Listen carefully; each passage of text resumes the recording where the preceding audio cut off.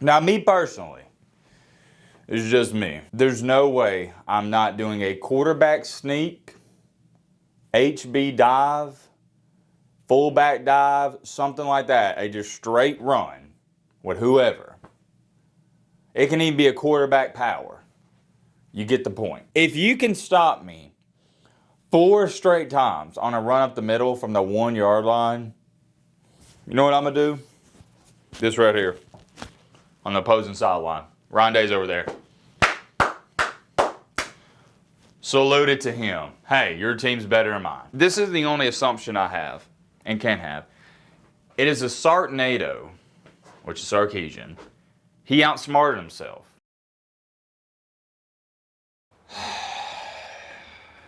I ain't felt like this in a long time.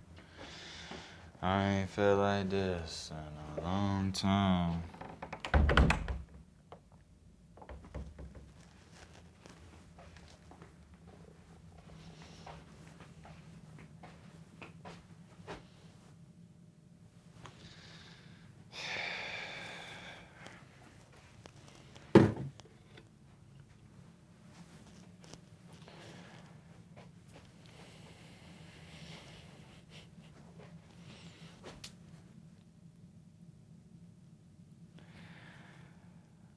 I'll start off with this. Have any of y'all seen Spider-Man 3?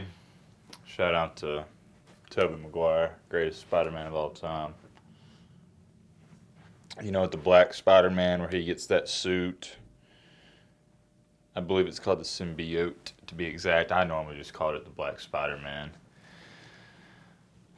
He takes over his body, you know, he turns into like a cocky a-hole and whatnot, and he winds up stealing, who was it? Yeah, Eddie Brock's girlfriend. Eddie Brock proceeds to go to the altar and says, God, I come to you humbled and humiliated. And he asked him, long story short, to kill Peter Parker at the altar. Crazy. But I ain't gonna hold you. Not gonna hold you. I'd be lying if I said otherwise. That is how I felt about the Ohio State Buckeyes. All today, all throughout this game, and even last night. I was pretty much Eddie Brock. If you've seen Spider-Man 3, you know exactly what I'm talking about and referring to. I was praying on their downfall. Nobody was praying on Little Bro State's downfall harder than me. And I know we got some Michigan fans, big bro fans tuning in. You weren't even praying on their downfall more. Well, maybe some of you were, but you get the point. I'm not going to shy away from it. Not going to act like I didn't. I did. But you guys know this.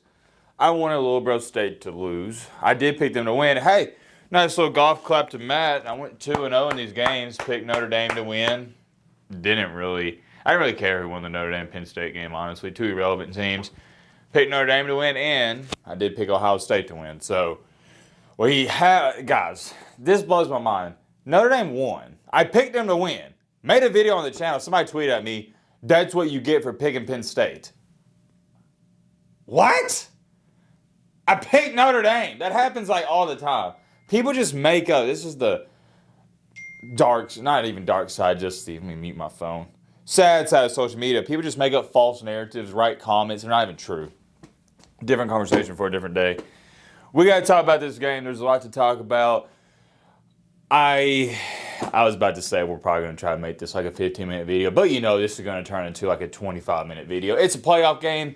Guys, bittersweet. I don't want to talk about this too much. It is bittersweet.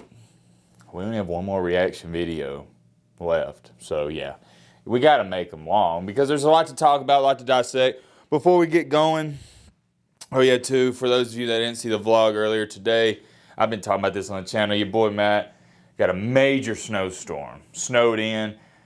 And I love where I live in Alabama, northern Alabama. For those of you that don't know, love it.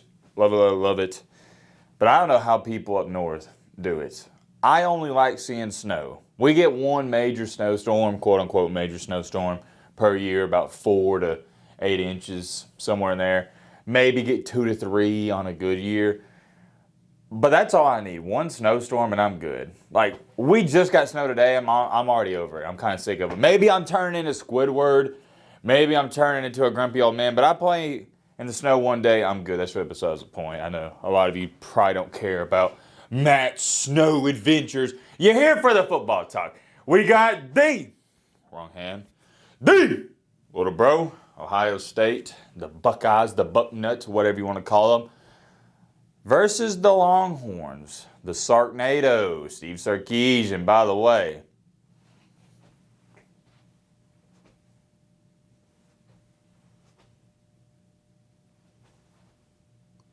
Second and 1 on the goal. And you toss it 6 yards backwards? What are you doing? We ain't there yet. We got to dissect this from the tip of the iceberg and work our way down. But good googly moogly. What are you doing, buddy? If I was a Texas fan, I'd be pissed.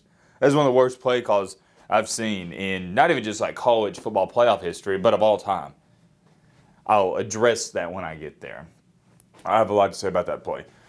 But for starters, let's start by the first half. There's not a lot to say. Very weird first half. Ohio State, it felt like they was rolling. It's odd to say that though, right? Because they only had 7 points outside that screenplay. We'll get to that in a second. That was the really final play before half.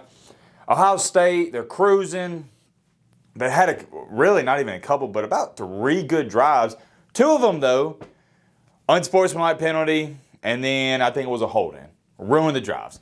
A 10-yard or 15-yard penalty like that, it just ruins the drive. It's so hard to convert 1st and 25 even with 3 downs to play, especially against a team like Texas.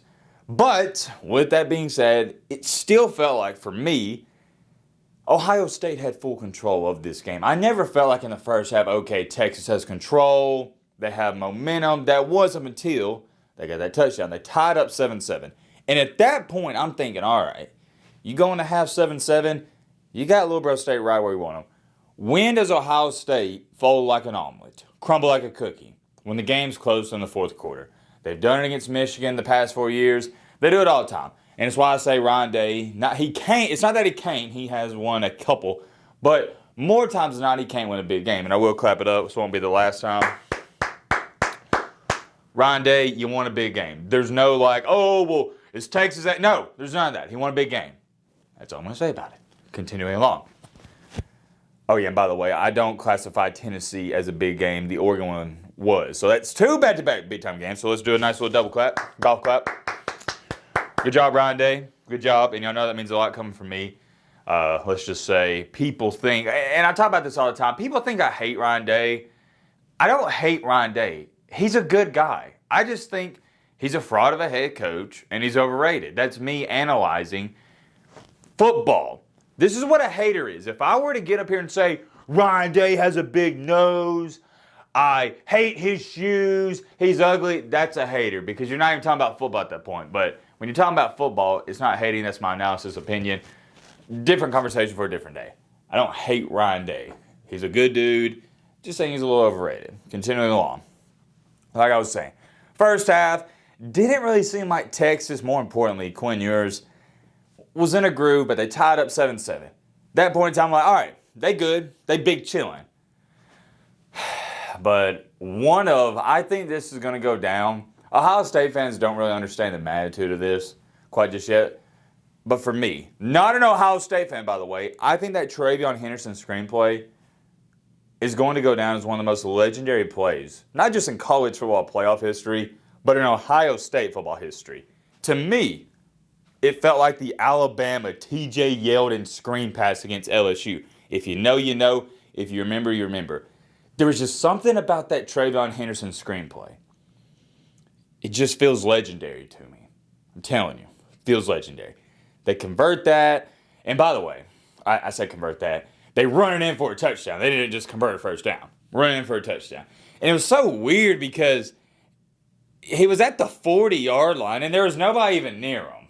Complete, not busted coverage, but just terrible defensive play call. And it was one of those things, I think I heard Nick Saban say this at halftime. It's like, well, why were they, or I don't think he said why, but he said they sent pressure. There's 25 seconds.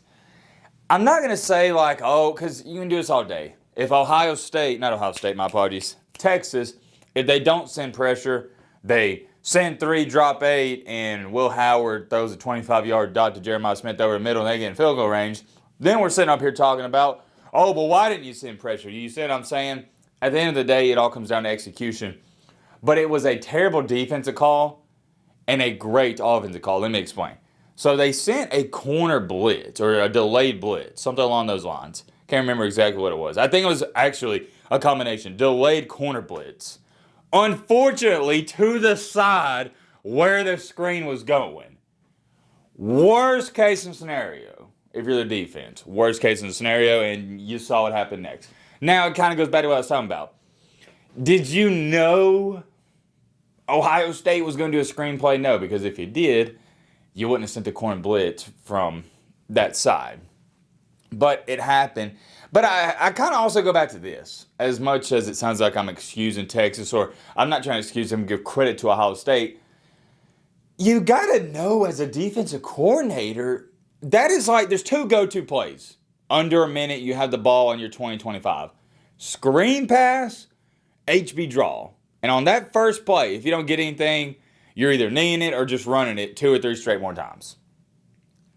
So how did you not even think as a defensive coordinator in Texas, oh, they might try to run a screen here? I don't know. But I'm just going to chop it up to great play call from Chip Kelly, Ohio State. They executed. But still, no biggie, no biggie, no biggie. 14-7. At this point in time, I was like, I was still feeling about 70% Ohio State, Texas. Yeah, they scored that late touchdown, but they weren't in a groove. And what really is a different conversation. I feel like I've said this 5 times, but it really is a different conversation for a different day. Ohio State's going to eat Riley Leonard's lunch. That front 7, it didn't get talked about enough in that Oregon game. Dylan Gabriel didn't even play that bad, guys. He actually was playing out of his mind just to complete the few passes he was. Escaping in the pocket, moving right, left, stepping up. He played out of his mind, and the Duckies could only put up 20 points, and that was with some crazy 3rd down conversions. All of those 20 points Oregon scored came off of 3rd and long conversions. Crazy. Same thing for Quinn Ewers. He was getting pressure in his face the entire game, and it's not like, oh, Oregon has a bad O-line, Tennessee has a bad O-line, Texas has a bad O-line. No, it's Ohio State's front 7 is elite. Y'all know I don't throw that term and phrase out there lightly. The word elite. I don't say it a lot. The front 7. The defense. I'm not going to say their defense is elite because their secondary does concern me a little bit. Not a lot of it, but a little bit. But overall, the defense is great. Front 7, though, with Jack Sawyer, that guy's a beast. We'll get to him in a second as well. Straight up elite. Getting pressure in Quinn Ewers' face all night long. You got to clap it up to them. I'll do that. Shout out to Jack Sawyer and that front 7. But even with all the not so good things that were going Texas' way, didn't really feel like Texas was playing all too well. You look up, it's 14-14. Quinn Ewers had a heck of a drive, and we'd be talking about this play, but it really doesn't amount to a hill of beans since Texas lost. Texas is trailing 14-7. It's 3rd down and I believe 7 or 8. Quinn Ewers has to escape for his life in the pocket. He falls. He's getting sacked. His knee was this close to the ground. Good awareness. Passes it to the running back. Gets the first down. What happens next? Texas, they score a touchdown. Tied up 14-14. But then you got to give a ton of credit to Will Howard. And this was a huge play. Texas just scored. Feels like they're going to start to get some momentum. It's 3rd and 7. Will Howard throws a dime. He was fading. Had a guy coming off to his right. Kirk Herbstreit even talked about it a little bit. Yeah, was it a hold? Sure, but I'm not here to do all that excuses and what everybody holds. Like, I'm not going to do that. I'm just not going to get into that. Guy coming off his right. Will Howard is fading away to his left. Has to square up his shoulders, and you know this if you know ball. That is one of the hardest throws as a right-handed quarterback. When you're running left, square up those shoulders. Running right, a little bit easier. Left, different story. Throws a beautiful ball to Carnell Tate, convert the first down, and guess what? Similar to Quinn Ewers, you talk about if Ohio State wins this game, you're going to come back to that play and talk about it. Guess what? Ohio State, they marched down the field on an 8-minute drive. Quinshon Judkins. Woo! That guy just runs everybody over. He reminds me of this is not disrespect, a Dollar General version of Jahmyr Gibbs. That's not disrespect. I know some people are going to take it that way. No. Just like Jahmyr Gibbs. Is he as quick as Gibbs? Yeah, probably not. Gibbs out there level of speed. But man, the strength, he's probably a little bit stronger than Gibbs. I love the way he finishes his runs. Man, he was just running over everybody tonight. And I love me some Trevion Henderson. I think Henderson is the most underrated back in all of college football. Oh man, I love his game. I've been eyeing up Henderson the past couple of years. And Ohio State is two of the best running backs in the country. It's not fair. Long story short, getting on the sidetrack, talking about players themselves. Ohio State marched down the field after Quinn Ewers ties the game up 21-14. Quinn Ewers gets the ball back, and here's where things get really interesting. Couple good throws, you look up. They got it 1st and goal on the 1 after 2 back-to-back penalties. 1st and goal on the 1. Here's where things get interesting and controversial. Well, actually, no, they're not controversial. Now, me personally, it's just me. There's no way I'm not doing a quarterback sneak, HB dive, fullback dive, something like that. A just straight run with whoever. It can even be a quarterback power. You get the point. No way. I don't even really like going in shotgun there. And I'll explain why in just a second. There's no way I'm not running it up the middle 4 straight times.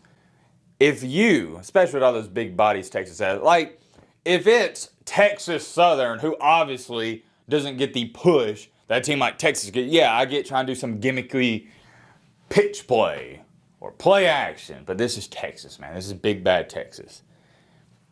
I believe as a head coach, if I were the head coach of Texas, which I'm not, I'm just some idiot in the man cave talking about this game. What do I know? I'm lining up 4 straight times and doing 4 straight quarterback draws. And here's another thing. I just thought about this. Well, what about Arch Manning? That guy's leg drive is insane. I even don't mind the quarterback sneak with, Quinn Ewers. 4 straight times, and you have your fullback. If you don't want to do a fullback, your running back push you in. If you can stop me 4 straight times on a run up the middle from the 1 yard line, you know what I'm going to do?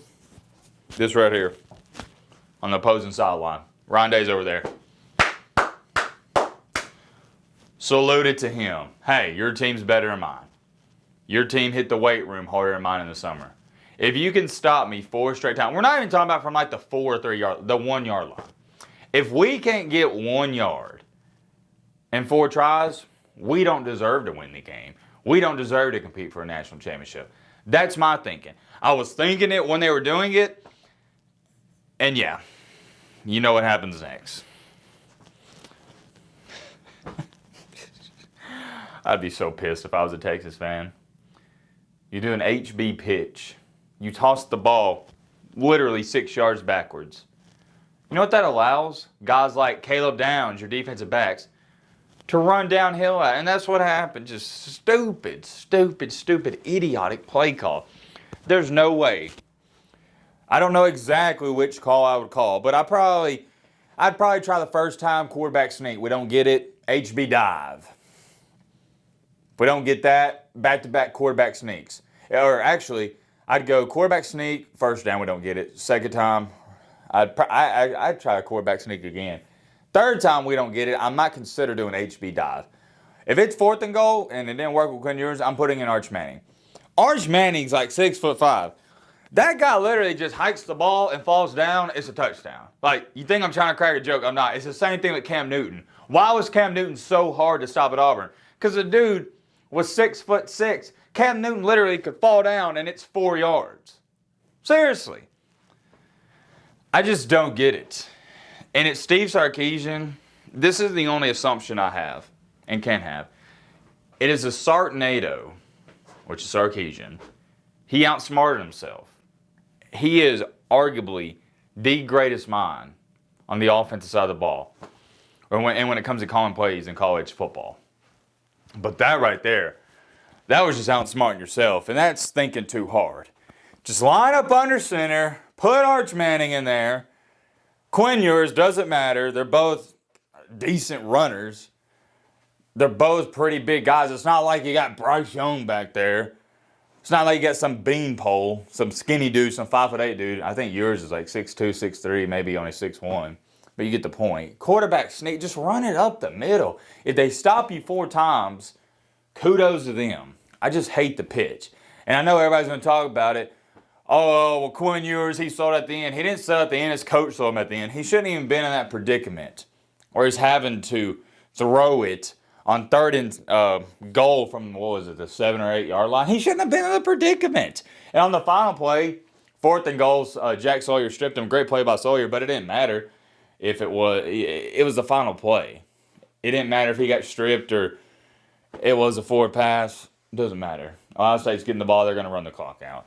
I know Texas had 2 timeouts. Maybe they could have got a stop there, but yeah. You got it 1st and goal on the 1, and you can't score a touchdown. You don't deserve to win. If you're a Texas fan, you can't be mad. Have nobody to blame but yourself. You don't deserve to win if you can't get 1 yard. I've always believed that. So, I will say this, though.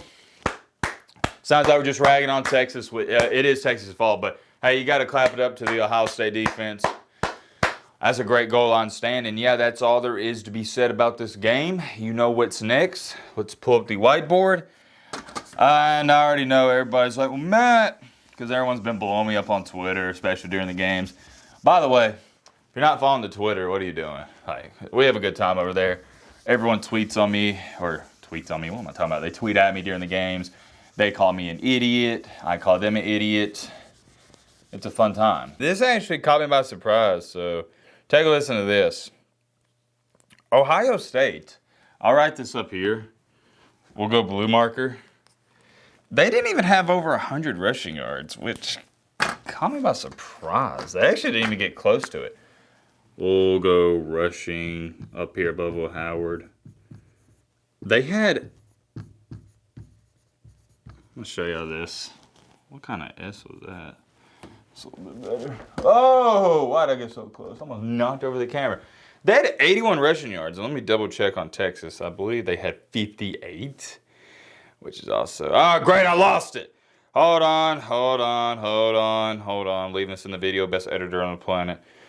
Yeah, 58 rushing yards on 29 carries. You can do the math. That's not very good.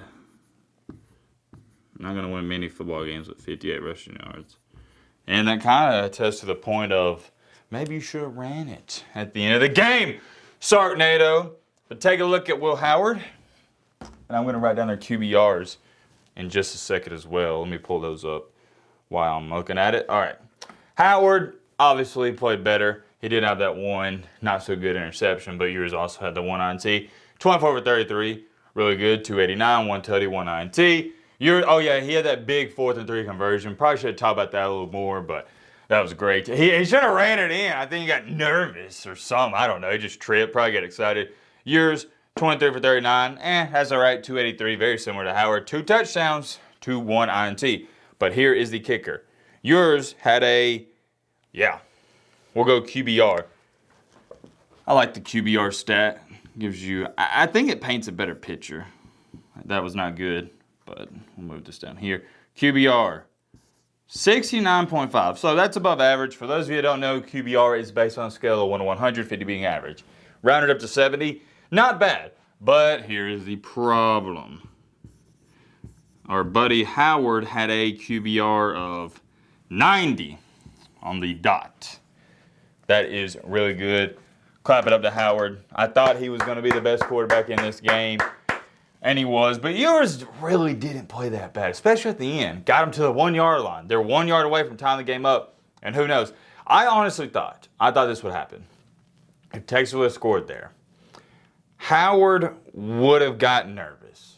I'm not saying he messed up, but I felt like he would have gotten nervous because we've seen him mess up sometimes. In Ohio State, they tend to get nervous in these close, big-time games. They don't really struggle. And when everybody's like, playing good, they're blowing teams out. It's when the games are close. That's when Ryan Day tends to wet the bed. But guess what? Didn't have to worry about it. Jack Sawyer makes, what did you call it, the play of the game? Yeah, I guess you would call it the play of the game for the Lowbro States. He makes the play of the game, they win. Not too much more stats I need to show you. I looked at the Bucs score when I was looking at yours and Howard's stats. They had similar yards. It just came down to that final play, guys. Came down to or not final play, what am I talking about? The pitch play.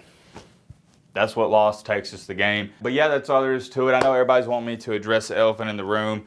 Everyone's been tweeting at me, blowing me up. Ryan Day. I don't know what you want me to say. My opinion and stance on him has not changed. Everyone has been asking me this, though. What if he wins a championship? Will you stop calling him a fraud? Will you give him more respect or some respect? My answer to that question is we will cross that bridge when we get there. Haven't really thought about it. My main concern and priority right now is analyzing this game. Secondly, I've also had some people ask me this. I already know the answer to this one. Matt, if Ohio State, or what if Ohio State beats Notre Dame and wins the national championship? Are they still a little bro? Are you still going to call them a little bro? And yes, I don't know what you are confused about. I don't change my stance on stuff, and I'm not changing the rules. I call Ohio State Little Bro State because they have not beat Michigan. I started that 2 or 3 years ago. I said, if you want to change that name, most of you know this. If Ohio State wants me to stop calling them Little Bro State, you have to beat Michigan. Until you beat Michigan, you're Little Bro State. So it does not matter if you win the national championship, which, trust me, I get it. It is a weird concept. It's going to be weird for me.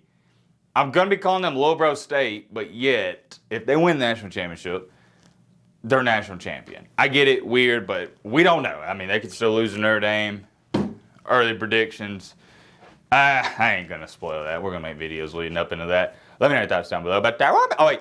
Whoa. Whoa. Almost forgot. I don't think I did in this video. Yeah, I didn't do it. To the Texas fans, the Texas football team, everybody affiliated and associated with them. Clap it up to them.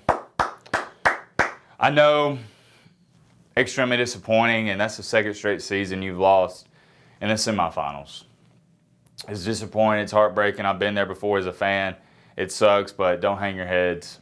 You had a really good year. Some would argue and say a great year. It was good. And same thing for Ohio State fans. I know your year's not over, but clap it up to y'all. I know we like to cut up and joke on the channel, but really feel like, we have a good time. And the Texas fan base has treated me good this year. I really enjoy interacting with you guys, so I just want to express my gratitude to each and every single one of you. It's been great. Thank you for supporting the channel. Ohio State fans, same thing goes for you, but I don't really want to make this like you had a good season thing to Ohio State, because your season's still going on. So I will continue to be seeing Ohio State fans in the comment section. I just know normally when a team like Texas loses and your season's over, most people quit watching the videos because you're just here during college football season, which is totally fine. But I just want to throw that in there. Now, let me know your thoughts down below about that.